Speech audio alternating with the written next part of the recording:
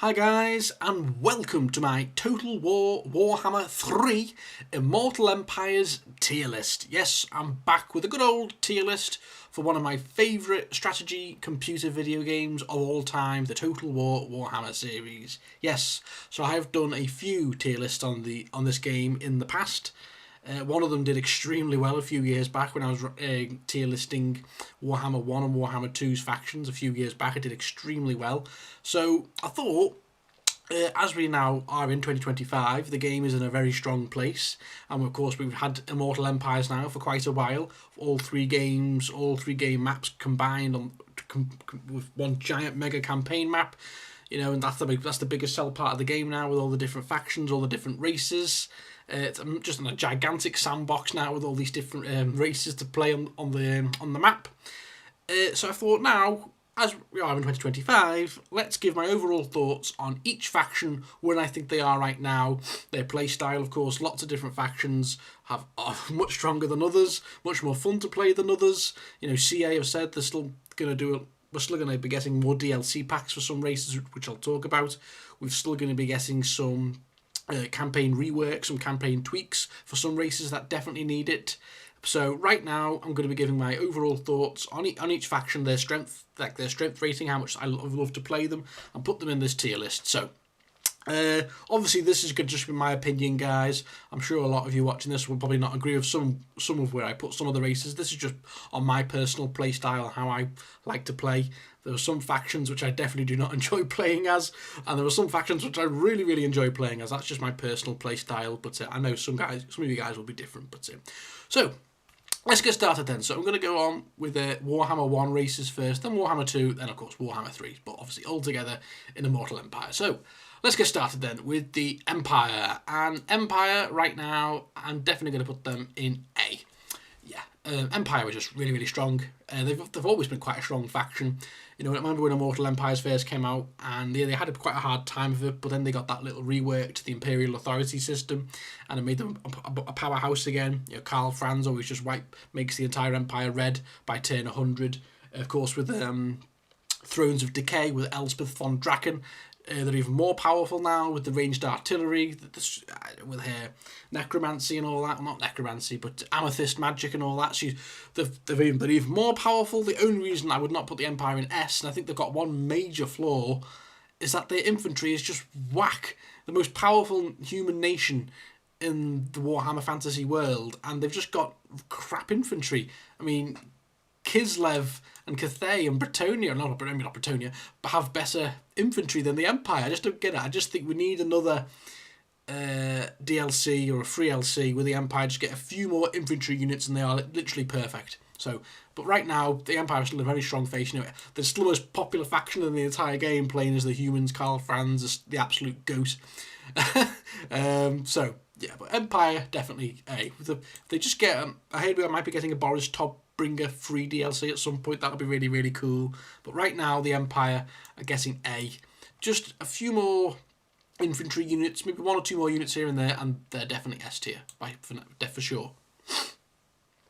Then on to the Dowie. Yes, the Dwarves, one of my favourite factions. They are getting S.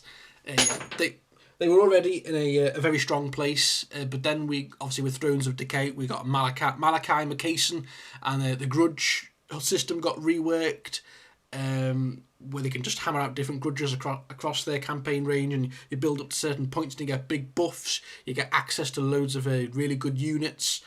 I mean, the Dwarves are just already really strong. They're one of my favourite factions to play as, because I love playing a nice defensive play style on the battle map, and that's how the Dwarves go exactly. But with Malachi Macason, with the barges, the grudge rakers, they're just so strong, the Dwarves. And I love the grudge rework they got, the Great Book of Grudges. They're even more strong, and yeah, for right now, the Dwarves are S tier. They're so strong, and I think the Dwarves are pretty much done. I don't think they won't need much else. Maybe a few tweaks to maybe Grombrindal's campaign or Thorek's campaign, but that's really it. I think the Dwarves are done until the game finishes in a few years. So, but yeah, Dowie S tier. Then on to the Greenskins. I've never been a massive Greenskin fan. I've just never really warmed up to them. despite obviously with the new legendary lord coming in with Omens of Destruction, of Gorbad Ironclaw, but I'm gonna put Greenskins in B. They're good. They're a good faction, but not A or S, not C or D. They're just in the middle. And I know some people love them. I mean, don't get me wrong. Grimgor's very strong. He usually spirals out of control in the Darklands. Gorbad coming in, he's quite cool with the plan, and they still are quite strong with the War. But I've just never really liked the Greenskins. I don't know why. I just never really warmed up to them. I don't find their campaigns all that fun. Maybe it's just my personal preference. The only Greenskin campaign I've really enjoyed was Grom in Warhammer 2, when you go up against Eltharion and fight the High Elves. That was a really fun campaign. Really enjoyed that. Playing as Grom, buffing up all the goblins, and with his like cauldron mechanic where he has all the different meals. I loved that, but I just find them very apart from that. Honestly, if it wasn't for Grom, I would probably put Greenskins in C, but they have a really big roster, lots of fun units, but I've just never been a big Greenskin player apart from Grom. I tried Gorbad's campaign and I thought it was a bit vanilla again, even though he's got the plan, but I just think it's a bit basic. So yeah, I know some people will probably put Greenskins up here, but for me, they're in B. They're definitely not bad, or they're not average or bad, but they're just a good faction, but not up here. Then the Vampire Counts. C. Yeah, I've never been a massive Vampire Counts fan. I just find them quite boring, quite pedantic to play as. And before any of you Vampire Count enthusiasts have a go at me, I've tried a Vlad campaign, I've tried a Manfred campaign, I tried what's his name? The fella with the hat. I've forgotten it. Who starts in Brettonia? I've completely forgotten his name. I just don't like them. I just find them really boring to play as. Like I said, they've got no artillery. I know people say Helm and Ghosts campaign's fun because you can just buff up all your zombies and go crazy and beat up the ogres and Nurgle, but I just don't like them. And I think they're still stuck in the last game. They need a bit of a rework. A lot of Vampire Counts fans will agree they need some love. They need some rework to their bloodline mechanic. I think they're definitely going to be getting some DLC in the next year or two with their Nosferatu. Nosferatu. Sorry, Neferata. She'll be appearing at some point, I think, as a DLC legendary lord, and I think maybe to cap off the game we will be getting Nagash at some point. Will probably be a Vampire Counts legendary lord, but until then they're just C for me. Until they get some more exciting campaigns, a few reworks, and we will get Neferata and eventually Nagash. For me, Vampire Counts are just stuck in C. They're not bad. They're just meh. Vampire Counts for me. Then on to the Beastmen. Beastmen I am going to put in... Oh, where am I going to put Beastmen? Beastmen are going to go in A. I think they're strong. You know, when Warhammer 2, when they got the rework and Taurox coming in, they were an absolute powerhouse. Probably put them in S. But now, with Chaos getting a buff and other races getting a buff, I think they've fallen down the ladder a little bit. But they're still very strong, especially with, like I said, with Taurox, who's an absolute tank. They've not really received much of anything since they got that Warhammer 2 DLC, the Silence and the Fury, with, like I said, with Taurox. But I think Beastmen are fine. I definitely still think Taurox is the best Beastman legendary lord by far. The others pale in comparison. I mean, Kazrak's okay, I guess, and Malagor, but yeah, for me, Taurox is the best, and you can still go on an absolute rampage and batter everyone, but yeah, Beastmen are fun, so I'm going to put them in NA, and they still have some good, strong units. Brettonia, honestly, I'm going to put Brettonia in D. I just do not like Brettonia. I don't even think they're okay or meh like vampires. They're bad. I do not like Brettonia, and I think a lot of players will agree they are in sore need of a rework to make their campaign fun. I've just never been a fan of them. They're just a poor man's empire, a poor man's French empire. They're smaller than the Empire. They're not as good as the Empire. So why play as Brettonia when you can literally just play as the other stronger human factions, as in the Empire, Cath, or not Kislev. I'll get to Kislev. Oh dear. So for me, they're just not fun. Their peasant economy's horrible. I don't like their play style where they just throw all the peasants to the slaughter and all the cavalry. No, them as a society in the game, they're just aristocratic arseholes who look down on everyone. Whereas the Empire's like one for all. We all fight for together. Brettonia are just a bunch of arseholes, so I don't like them. And they are in sore need of a rework. I think CA have said Brettonia will be getting a rework at some point. So any Brettonia players, if there are any, maybe they can get back up here. But right now, yes. I mean, they've got some of the best cavalry in the game, but that's literally it. That's not enough to save them, in my opinion. So, Brettonia right now, until they get a rework, they're D. I'm sorry to any Brettonia players. Wood Elves, I'm going to put Wood Elves in S. I think that they're in a very, very, very strong position. One of the strongest factions in the game. Now, I said all this in my previous Warhammer tier list. Not much has changed about them, but they have a very different playstyle to everyone else. They just look after their forests, do the rituals of rebirth, and that's really it. They just fight off any invading armies in their forests. The way they can teleport around the map's really cool. They've got the best archers in the game, in my opinion, up there with the High Elves. Great legendary lords with the Sisters of Twilight, with Orion. When they unlock Ariel, she's dead powerful. I love the Wood Elves. They're really, really strong. Very unique campaign, and they're in a very good, strong place. They don't need any reworks, any tweaks. I just think, yeah, Wood Elves are great. Maybe an extra legendary lord for one of their forests spread across the entire map. But yeah, I love the Wood Elves. They're very unique, very strong, and it's the only campaign where you're not empire building that I really enjoy. So yeah, Wood Elves, not a lot to say there, but they're great. So S tier.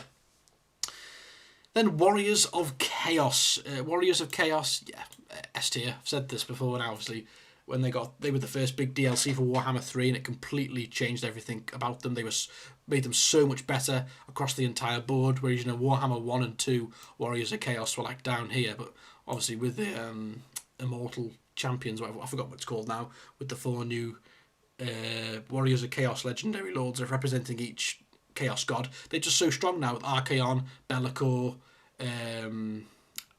Azazel, Festus, Village, and the one who represents Khorne and all the others. They're just so strong now. Valkyria the Bloody. Yeah, that's just not a lot to say. You can just absolutely wipe the map colour with everyone. Yeah, some are stronger than others, I will say. I think, what's his name? Archaon is still an absolute beast, but so is, I think, Be'lakor's up there as well. You can just dominate the map really, really quickly. Some are stronger than others, though. Like Azazel is a bit weaker than the others. I struggle to kind of do anything with Sigvold, but they're still very, very strong. Warriors of Chaos, yeah, are S tier, definitely. Norska in D, we all know that. Norska are they're probably up there with Brettonia, in dire need of a rework, in dire need of another legendary lord. They've only got 2 legendary lords still. I think CA have just completely forgotten all about them. They've left them behind, and they're still in Warhammer 1. I think they got a slight tweak in Warhammer 2 or something, but they're poor Norska. And Wulfric's a pretty cool legendary lord. They've got the mammoths and all that. They are really, really badass. But my god, they are in sore need of a rework just to make their campaign more fun. They literally are just, like I said with Brettonia, with the Empire, they're just a poor man's Chaos. Norska are Chaos worshipping humans in the Snowlands, but why would you want to play as a poor man's diet Chaos when you can just play as Chaos? or right here as well, So I feel really bad for them. So until they get that sorely needed rework for Wulfric and Throg, and we definitely need another Norscan legendary lord, they're just stuck in D. And it sucks because they do have quite a strong unit roster, but their campaigns absolutely suck. So yeah, until their campaigns get a rework, they are stuck in D. So that is Warhammer 1. So let's continue with Warhammer 2. The High Elves. I'm going to put the High Elves in... I put them in A. Yeah, I love the High Elves. I was a big player of them in Warhammer 2. Haven't done a High Elf campaign in quite a while, but I still think they're really strong. We know a High Elf DLC is coming because Slaanesh will be the next I think the next big DLC pack probably in a few months' time, like, or halfway through this year. So I think it's going to be Slaanesh, Dark Elves, and High Elves. So we know the High Elves are going to be getting some tweaks and a little campaign rework. You know, some people say they've been left behind a little bit. They're still kind of in like Warhammer 2. They've not really had a lot of love in Immortal Empires, but I think they're still a very strong faction. They dominate all of Ulthuan. They usually, well, sometimes they get battered by the Dark Elves, but they're still a very strong faction with Tyrion, Alariel, Alethanar, and Imric, and Eltharion. They're still very, and I love their faction. I love their unit roster. They're really, really strong, especially late game. High Elves are incredibly OP. I really like them, and I'm looking forward to seeing. I just don't think they're quite S though, because I think like some of their campaigns can get a little tedious, and I think maybe we do need that new campaign tweak for them. And if they are going to be getting a Legendary Lord with a new DLC later on this year, then they probably will bump them back up to S, because they definitely used to be an S tier faction, yeah.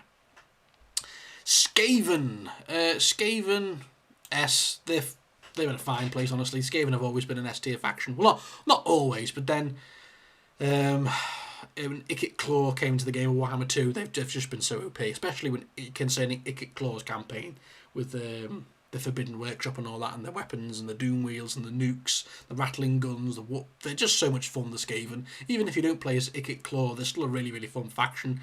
And honestly, people said they've kind of been left behind a little bit in recent times, but they're still super strong, I find, especially with Ikit Claw. But I still think you can definitely bring on the Vermintide with other factions, with the other factions, the other Skaven legendary lords. People are saying maybe we need a few campaign tweaks here and there with the others to make them a bit more enjoyable. Up there with Ikit Claw, I think we're going to be getting Thanquol. I think he's like the last Skaven legendary lord, so maybe we're going to be getting Thanquol in a year or two, and that'll pretty much, maybe with a few extra units, and that'll pretty much complete the Skaven. Like I said, these races here, I just don't think they need any more work, nothing more done. They're in a very strong place, so yeah. But Skaven, they're still really super fun to play, and I look forward to seeing when Thanquol comes out, probably in a year or two, yeah. Then on to Lizardmen. Oh boy, Lizardmen. Oh, where are we going to put the Lizardmen? Lizardmen are going to go in...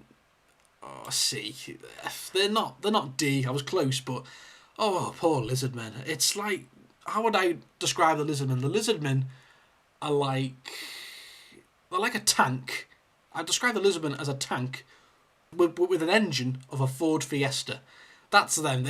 They're super strong. They've got a great roster. I love the Lizardmen. They're so unique.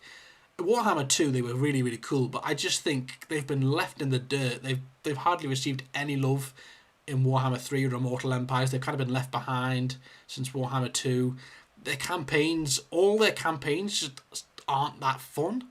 I mean, honestly, I'd maybe even put them in D. It sucks because their campaigns suck. They have no unique mechanics. They're in sore need of a little love. They don't need any more legendary lords. They've got like 7 legendary lords, the Lizardmen, but they really need some new campaign mechanics, some campaign rework. The Geomantic Web sucks. A lot of their campaigns get really, really boring after like 50, 60 turns. They've got a crap economy. I just don't really enjoy playing as them anymore. I mean, that sucks because Warhammer 2, Immortal Empires, I loved playing as Lizardmen. Like Mazdamundi, Gorok, Oxyotl is quite cool. I'd say whether he can teleport across the map. But they were in dire need of some love. Dire need.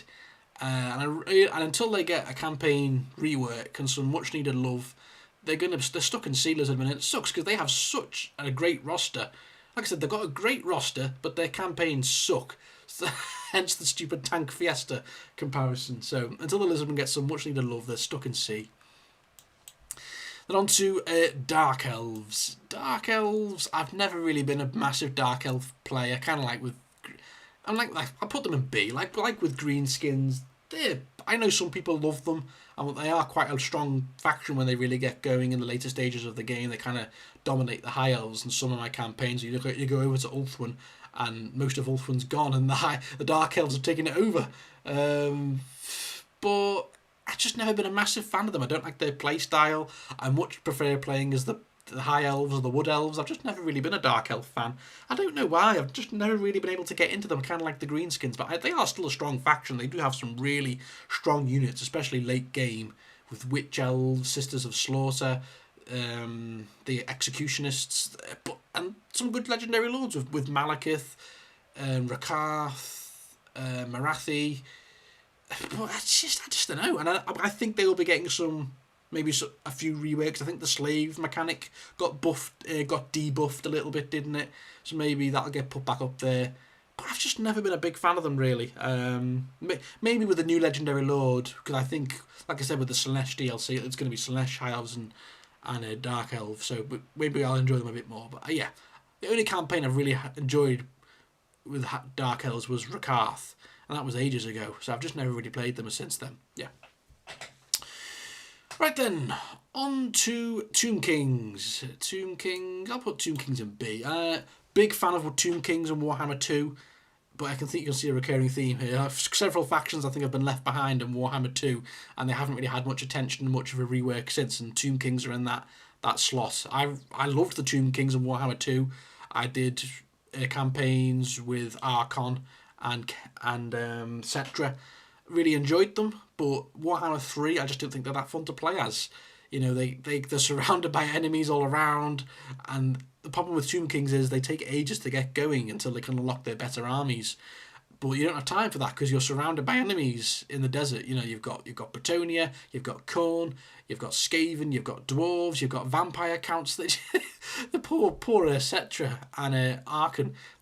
Yeah, so I think they are in need of a little rework, maybe some more units here and there, maybe an extra legendary lord if the Tomb Kings have one, because they are definitely up here. I think Warhammer 2 they were up here, but for Warhammer 3 they've been left behind a little bit, and I think they do need a little bit of love at some point, yeah. But they're still a strong faction, definitely, so that's why they're in B, yeah. Then Vampire Coast. Vampire Coast, one of my least favourite factions in the game. Oh, Vampire Coast. I'm going to put them in D. I really do not like these three factions. I could not care less about. But Vampire, I just don't like Vampire Coast. They just feel like someone had played a joke and put them in. They just don't really fit in. They're just pirate zombies. They're pirate vampire counts. And I just think they just don't fit in. Yeah, I mean, they've got some cool units, like with Depth Guard and that big walking stick thing that shoots cannons. They have some cool units. And what's his name? Count Noctilus is a cool legendary lord, but I just never really enjoyed them ever. I've tried several campaigns with them and I can just never really enjoy them. I just don't like them. So I can't even put them in C, because at least these two had some fun in their campaigns or some strong rosters, but I just do not like Vampire Coast, and I probably never will, unfortunately. They're one of my least favourite factions in the game. And I don't even know what they need to be done. I just don't like them. Sorry to any Vampire Coast players. They're just not for me. Maybe if I might give them another go at some point, I might try, what's her name, with the stick legs. I've forgotten her name now. The lady with the stick legs. Aranessa. I might give her a go at some point, but yeah, they're just not for me, Vampire Coast. I'm really, really sorry. So for me, they're just D. I do not enjoy playing as them. Then on to the Warhammer 3 factions. Woo! Okay. Kislev. Kislev, oh dear. They're not quite Brettonia bad, but they're not in a very good place right now. I'm gonna put Kislev in C. It's a shame, man, because when they first, obviously Warhammer 3 first got announced, they were the faction that were on the poster, fighting a Khorne army, with Katarine and her Ice Guard and the Polar Bears. They seem like such a cool faction, the North protecting the Empire from chaos with their cool icy wastes of Kislev. But their campaigns just suck. And when they got a legendary lord of Shadows of Change with that granny hag queen, I don't even know what she's called, and she's crap. I haven't even played as her, but I've heard so much how bad she is. And she starts in Naggaroth, which is just very strange. And their campaigns they just suck. They need more units. They do not have a strong enough roster to go up against Skaven or Chaos where they start. They get battered. Most of my campaigns, Kislev are gone by turn 100. They just get battered. They need more units, and they need a rework. Especially, all four of them. Is it four? Yeah, it's all four Kislev legendary lords need a rework. They need a big mega. They need some love, and I think CA know that. So I think at some point this year, Kislev will get a much needed rework and maybe a few more unit rosters. But they're okay. They are okay. I won't say they're D, but I can't put them higher than C until their campaigns get some much needed love. Yeah. Cathay. Onto Cathay. Where am I going to put? I'm going to put Cathay right now in B. Yeah, Cathay they're just good. They're not great or S tier, but they're great. Well, not great. They're just a very good, solid faction. But the problem is with Cathay, and it sucks because I really like Cathay.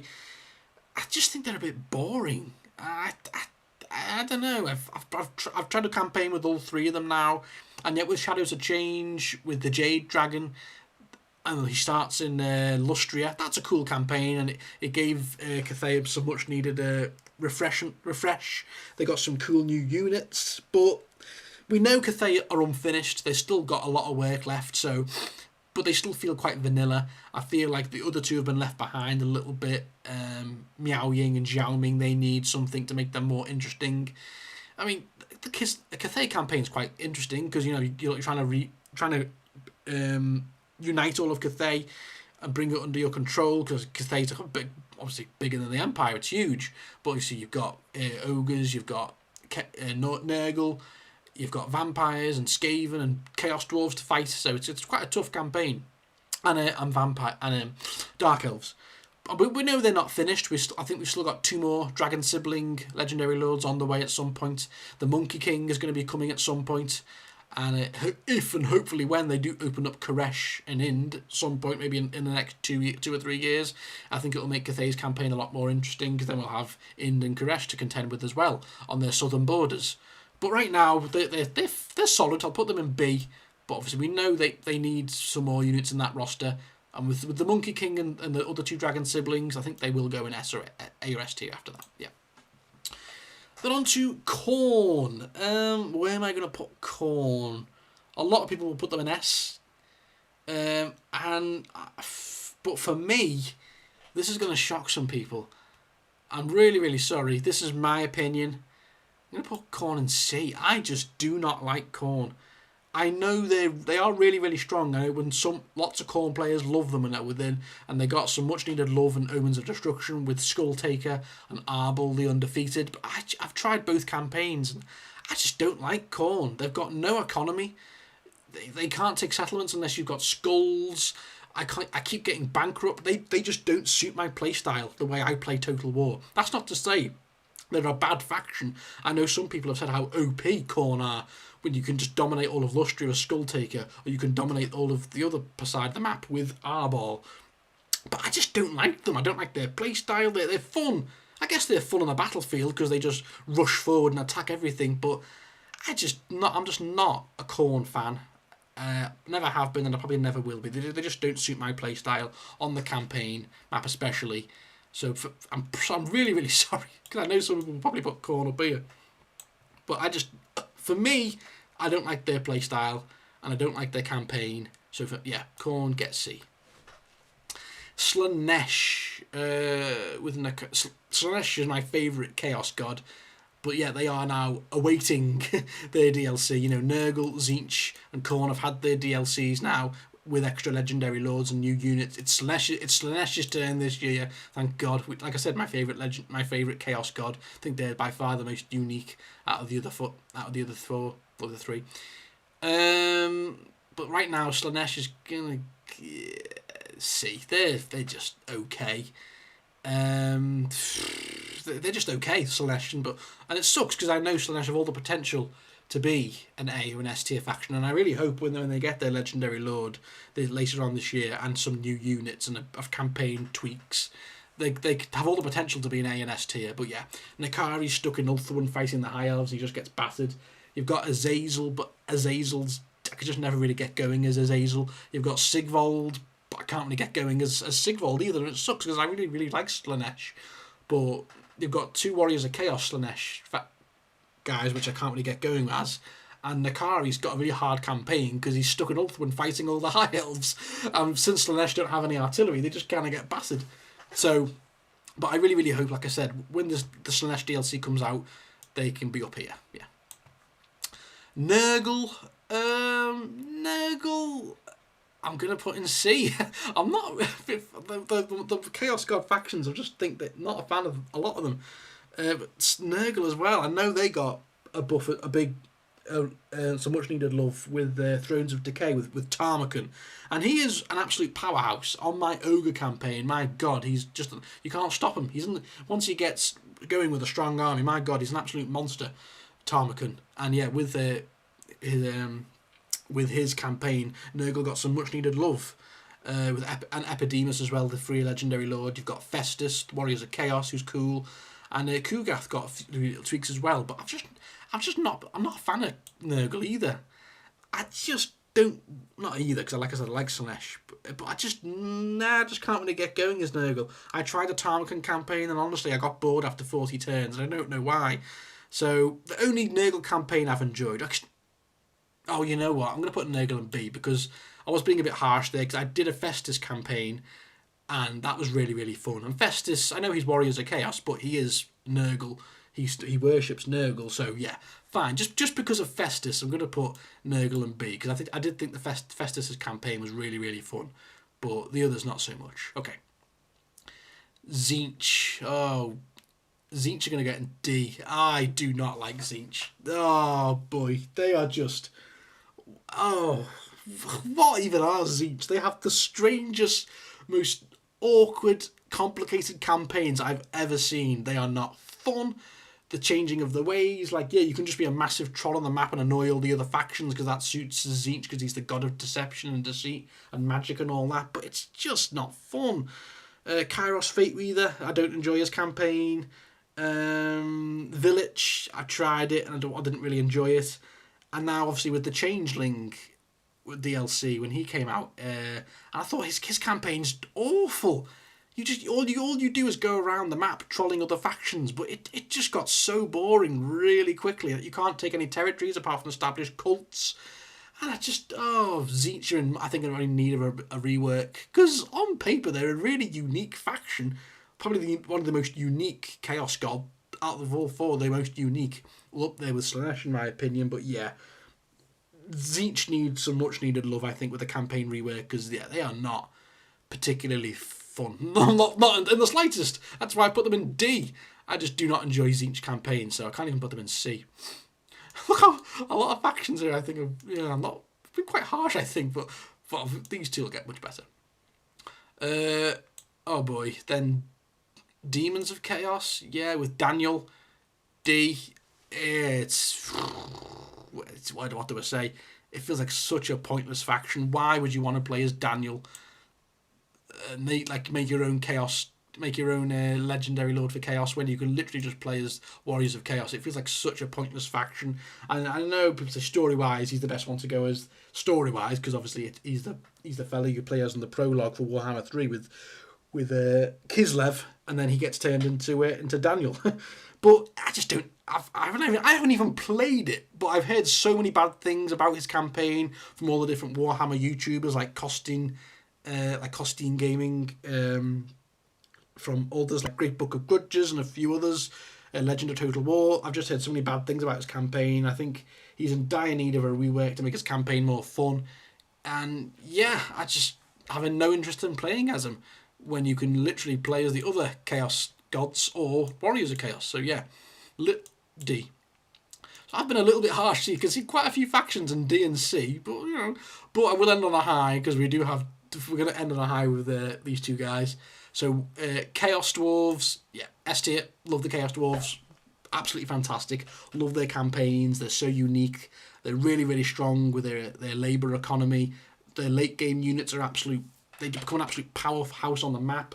Their warriors are great. Now they're just evil dwarves, but they're great, and their artillery are absolutely amazing.